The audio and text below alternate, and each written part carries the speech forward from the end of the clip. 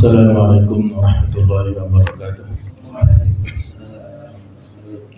Alhamdulillah wa kafa, wassalatu wassalamu ala nabiyil mustafa wa man sara ala nahjihi faqad iktafa, wa ba'du. Para jamaah, Bapak Ibu rahimakumullah. Tema kita kali ini tentang fikih muamalah, ya, khususnya tentang kitabul buyu atau bab tentang jual beli. Allah Subhanahu wa taala memberikan rambu-rambu kepada kita semuanya, dan juga dirinci dalam hadis nabawi oleh Nabi Muhammad SAW tentang hukum halalnya kita dalam bermuamalah, khususnya dalam jual beli. Sehingga ada kaidah yang disampaikan oleh para ulama, al-aslu fil asya'al ibahah.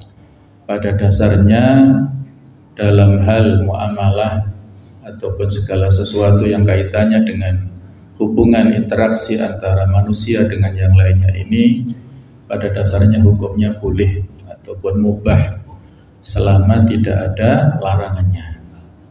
Kalau ada larangannya baru kita hindari, kita jauhi. Selama tidak ada maka boleh kita lakukan. Nah, al-bai' atau jual beli ini secara bahasa adalah muqabalatu syai' bi syai', menukar sesuatu dengan sesuatu. Sedangkan secara syar'i adalah muqabalatu malin bi malin ala wajhin makhsus, menukar harta dengan harta dalam bentuk yang khusus atau yang tertentu. Sedangkan dasar pijakan hukumnya diantaranya adalah firman Allah Ta'ala di surah Al-Baqarah ayat ke-275, wa ahallallahu al-bai'a wa harrama riba, dan Allah menghalalkan jual beli serta mengharamkan riba.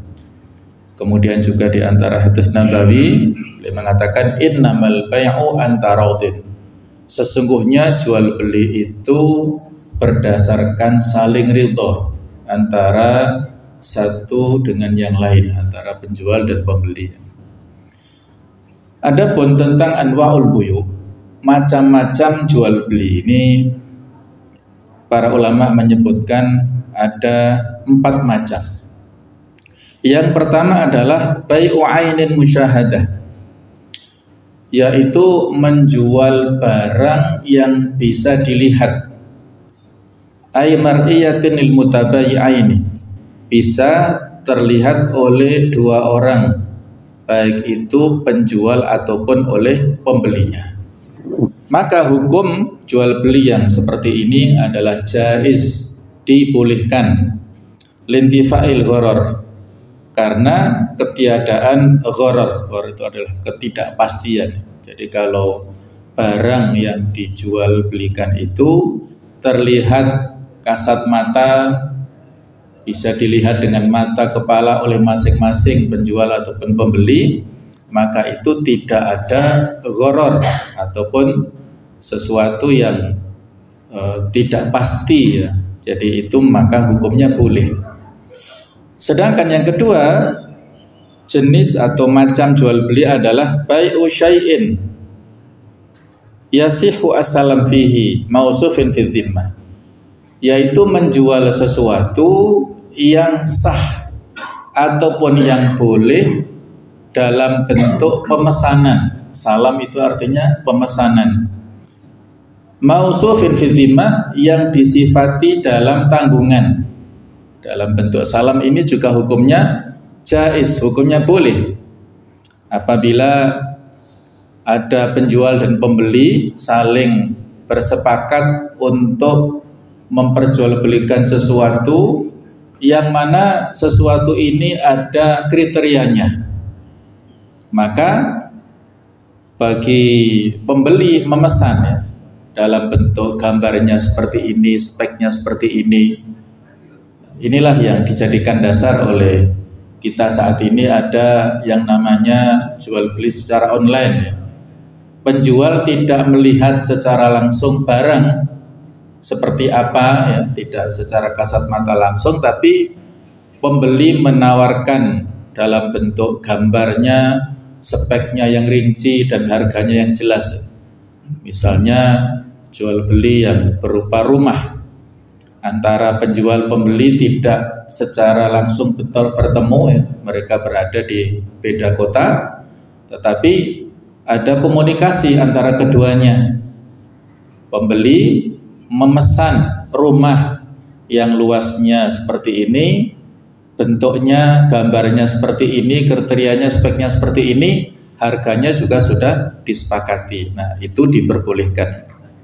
Yang ketiga, bai'u ainin ghaibah, menjual sesuatu yang tidak ada, yang tidak nampak, yang tidak bisa diketahui posisinya, tidak berada di tempat atau di majelis pada saat akad.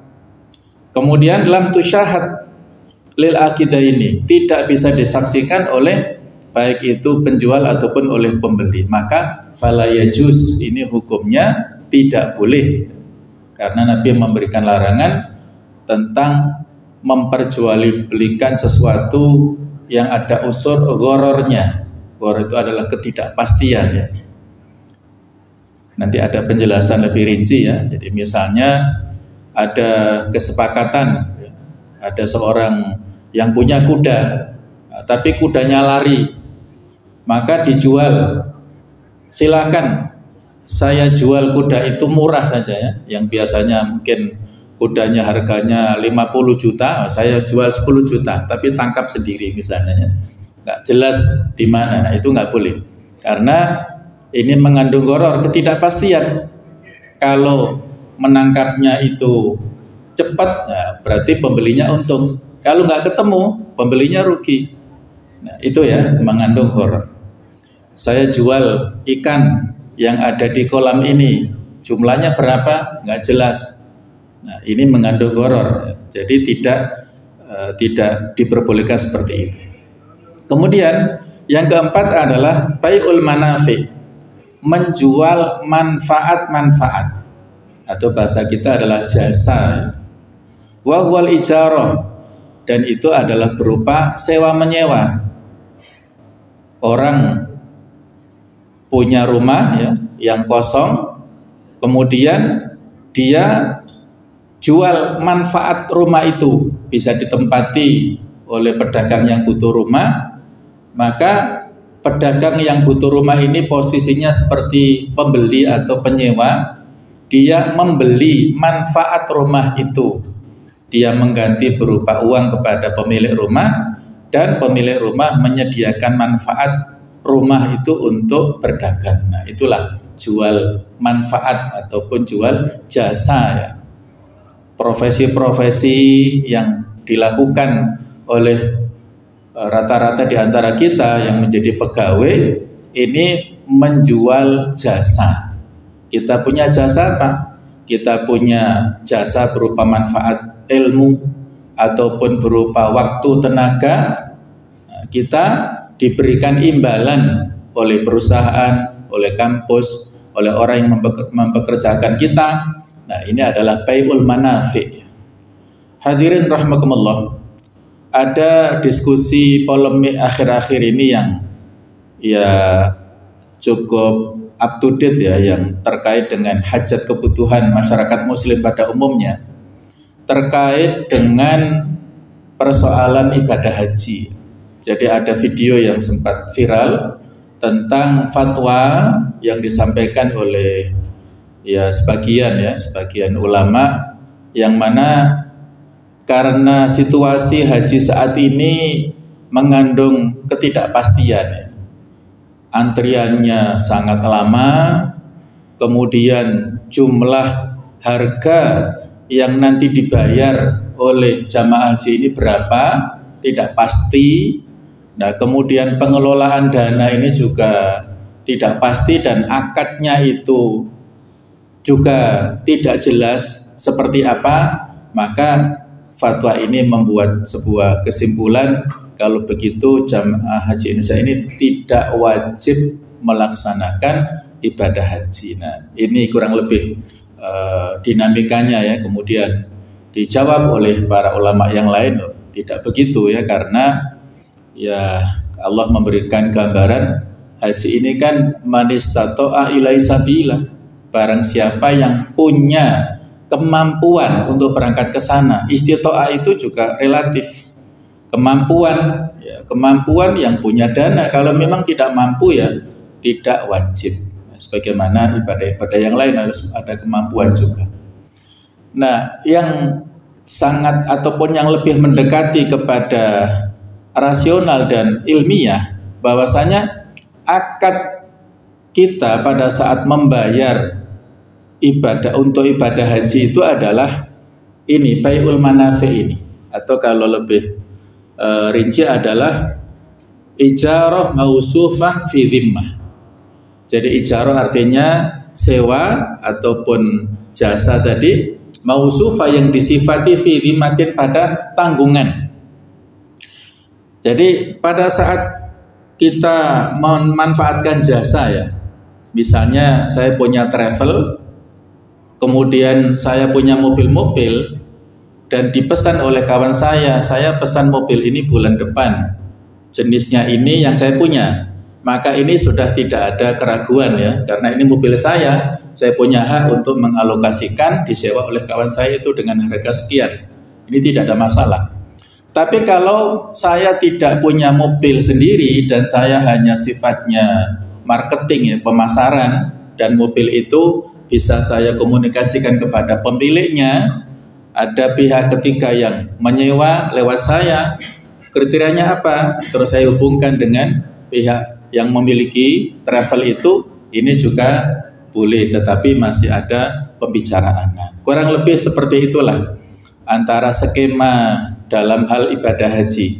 Pemerintah dalam hal ini tidak punya pesawat yang bisa memberangkatkan jamaah haji ke Saudi, dan mereka juga tidak punya hotel yang bisa diinapi oleh jamaah haji.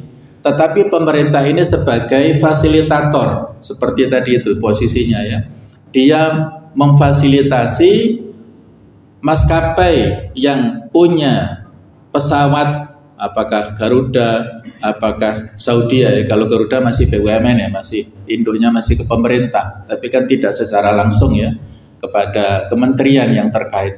Jadi beda leading sektornya ya.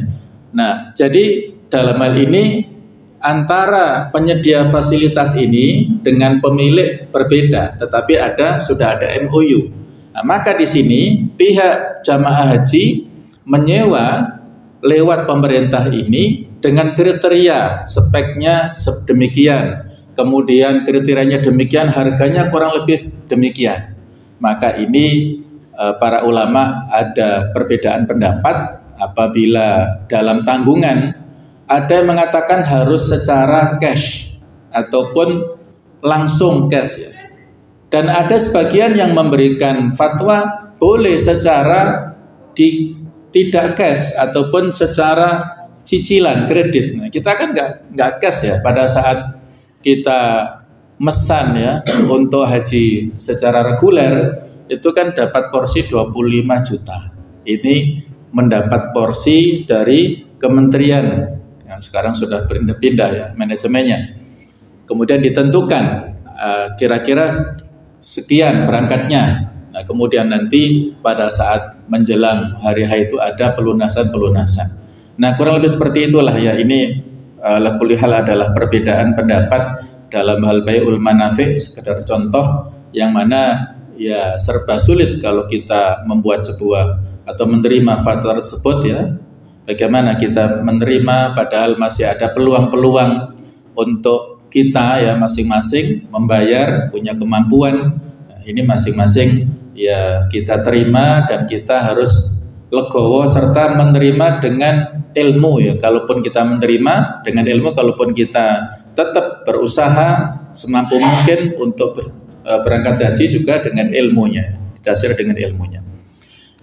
Kemudian syarat-syarat yang harus diperlukan, syurutul mabi' dalam hal barang yang diperjualbelikan, ini ada beberapa persyaratan.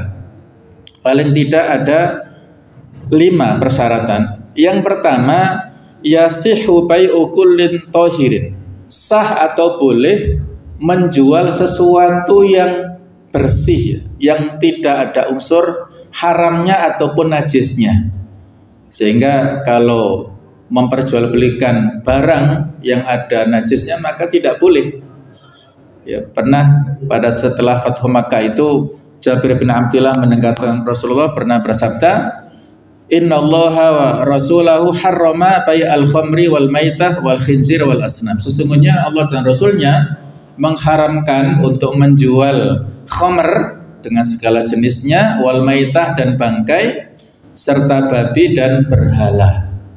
Ini adalah 4 komoditi yang diharamkan di sini. Mengapa? Karena masing-masing ini adalah haram. Khamr dengan segala jenis macamnya, sekarang ada narkoba macam-macam ya, ada morfin dan sebagainya. Ini semuanya adalah haram, tidak boleh untuk diperjualbelikan. Kemudian al-maitah adalah bangkai, ini juga tidak boleh. Khinzir, babi juga demikian. Wal asnam juga demikian, karena ini sarana untuk kesyirikan. Jadi barang sesuatu yang najis ataupun yang haram tidak boleh dijual, kecuali bisa dipisahkan. Baju misalnya kena najis. Najisnya apa? Yaitu berupa kencing. Kemudian dicuci bersih. Nah, setelah bersih boleh. Tapi kalau tidak bisa dibersihkan, tidak bisa dipisahkan ya. Misalnya ada bubur yang kejatuhan tikus misalnya ya, dan tidak bisa dipisahkan bubur ini, maka ya dibuang. Ini ada hadisnya ya. Nabi menjelaskan tentang al-fa'rah, yaitu tikus tamutu fis saman, yaitu yang mati pada ya sejenis ini ya, lemak tersebut. Ingkana jamidan, kalau makanan ini keras, fa'alquha wa ma haulaha, maka dipisahkan. Yang mati ini bangkainya dipisahkan dan yang sekitarnya dibuang, yang masih tersisa boleh. Tapi kalau makanan ini berupa cairan yang tidak bisa dipisahkan antara bangkai dengan makanan, maka semuanya dibuang, tidak boleh dijual ya. Syarat yang kedua adalah muntafa'in bihi, barang tersebut bisa bermanfaat secara syar'i. Barang yang dijual itu bisa memberi manfaat. Ya, kalau barang yang tidak memberi manfaat, apalagi mengandung bahaya, ya tidak boleh. Jadi memberi manfaat. Makanya di sini ada perbedaan pendapat ya. Misalnya, apakah boleh memperjualbelikan organ tubuh? Nah, ini ada perbedaan pendapat di antara ulama ya.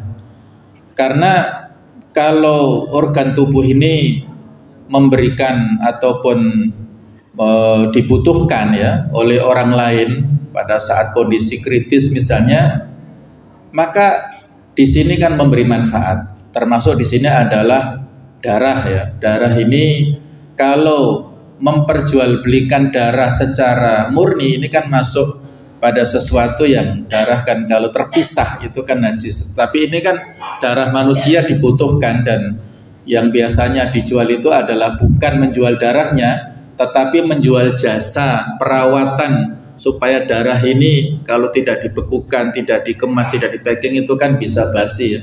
Jadi perawatan itulah sebagai pengganti daripada jasa manfaat yang timbul akibat yang dari darah tersebut. Jadi kalau memang dibutuhkan manfaat, nah ini para ulama beda pendapat. Kalau mazhab Maliki dan Hanafi cenderung dalam hal organ tubuh tadi mengharamkan ya.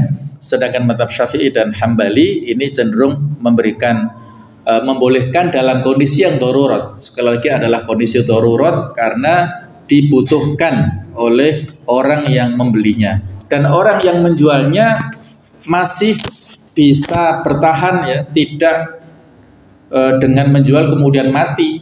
Misalnya ginjal salah satu didonasikan ataupun diganti dengan uang tadi, maka ini ada sebagian pendapat yang membolehkan. Kemudian syarat ketiga adalah mamlukin. Jadi barang tersebut milik dari penjual ataupun izin daripada pemiliknya. Tadi seperti yang saya contohkan, kalaupun dia tidak punya armada-armada, tetapi dia diizinkan untuk menjual dengan harga yang tertentu, maka ini diperbolehkan. Tapi kalau dia tidak memiliki dan dia menjual rumah tapi rumahnya bukan miliknya dan tidak ada izin dari pemiliknya, maka ini tidak boleh. Yang keempat adalah qudratu tasallumihi, mampu untuk diserahkan. Jadi diperjualbelikan dalam bentuk penyerahan. Sehingga kalau tidak mampu diserahkan seperti yang kita contohkan tadi, menjual sesuatu yang tidak jelas wujudnya seperti apa, ini juga tidak diperbolehkan. Kemudian syarat yang keempat adalah al-ilmu bihi lil aqidaini ainan wa qadran wa sifatan, bahwasanya diketahui oleh dua orang yang sedang akad, baik secara fisiknya, secara kemampuan ataupun secara sifatnya, itu masing-masing mengetahuinya dan tidak ada unsur ghorornya. Kalaupun ada ghoror yang sedikit nggak apa-apa. Jadi misalnya ya contoh, ada salah seorang kawan saya yang punya warung. Setiap hari Jumat itu dia membuka ya dagangannya, warungnya itu warung nasi ya, yang laris sebenarnya, tetapi dia ingin sedekah setiap hari Jumat, bayar dengan seikhlasnya, mengambil dengan seikhlasnya. Nah, ini kan agak-agak rancu ya, antara sukarela ataukah mengandung unsur jual beli, apakah infak ataukah jual beli. Ya kalau orang yang sedang membeli itu dia baik hati, dia ngasih uang 50.000 hanya mengambil satu porsi, itu alhamdulillah, yang untung adalah penjualnya. Tapi kalau ada orang yang tidak bagus atau tidak baik, dia hanya naruh uang 10.000 dengan 5 orang ya, ngambil 5 porsi, ini kan akhirnya rugi. Nah, ini saya diskusikan sama kawan saya, gimana kira-kira hukumnya? Ada ghorornya, tapi kata beliau ghoror yang khafif, ghoror yang ringan, ghoror yang ma'fu. Dan memang yang diniatkan oleh penjualnya adalah infak, sehingga kalaupun dia saat itu mendapat uang yang tidak sesuai omsetnya, ya dia nggak boleh mengeluh karena dia sudah niat untuk sedekah sejak awal, sedekah Jumat. Nah, itulah kurang lebih ya pembicaraan ya mukadimah tentang masalah ini. Semoga bisa memberi manfaat kepada kita semua. Monggo barangkali ada yang mau ditanyakan, kami persilakan. Yang pertama tentang jual beli jasa ya. Yang tadi ada bahasa lainnya adalah ijarah, adalah sewa menyewa. Nanti ada pembahasan secara khusus ya. Jadi ada kemiripan antara syarat-syarat yang terdapat dalam jasa ini. Di antaranya adalah bahwasanya jasa yang kita dalam tanda kutip jual, yang dimanfaatkan oleh orang lain, oleh pemakai jasa, itu adalah sesuatu yang halal atau minimal mubah. Tidak boleh ada unsur keharamannya ya. Sehingga kalau jasa tersebut mengandung hal yang haram, misalnya ada seorang yang yang menyewa orang yang pakar dalam bidang pencurian, kemudian dia diminta untuk pergi ke satu tempat ya, menggunakan jasa keahliannya untuk mencuri. Nah, ini tidak boleh. Jadi intinya paling tidak jasa tersebut itu minimal mubah, atau kalau bisa adalah yang memberi manfaat, jasa ilmu, jasa kepandaian, ataupun memberikan transformasi halal yang positif lah. Nah, ya kurang lebih seperti itu. Nanti ada penjelasan di bab khusus tentang masalah sewa menyewa. Sedangkan interaksi dengan non muslim boleh dalam bab muamalah. Nabi pernah menggunakan jasa orang Yahudi pada saat beliau mau berhijrah dari Mekah ke Madinah, karena lewat jalur khusus, lewat pinggir pantai itu, maka perlu tour guide yang profesional, yang handal, yaitu yang bernama Abdullah bin Uraikid. Itu profesional yang agamanya masih non muslim, boleh ya interaksi seperti itu, nanti dikasih imbalan. Jadi boleh dalam hal interaksi dengan non muslim dalam bab muamalah selama tidak membahayakan bagi agama dan akidah kita. Nah, adapun tentang masalah komunikasi tadi ya, ini dikembalikan kepada MOU yang tertulis di antara penjual dan pembeli. Jadi harus ada ikatan hitam di atas putih, Kalau memang itu adalah akad salam ini akad pemesanan tadi ya.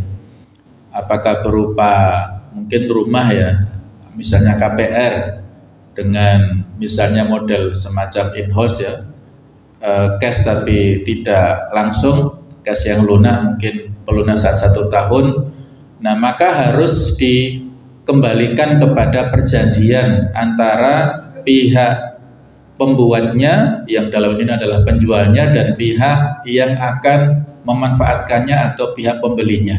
Kira-kira klausulnya seperti apa saja, dan posisi ketika nanti ada perubahan-perubahan harga itu di mana saja, itu harus ada jelas. Yang intinya adalah Nabi memberikan panduan innamal bai'u antaraudin. Sesungguhnya jual beli ini landasannya adalah saling ridho antara penjual dan pembeli.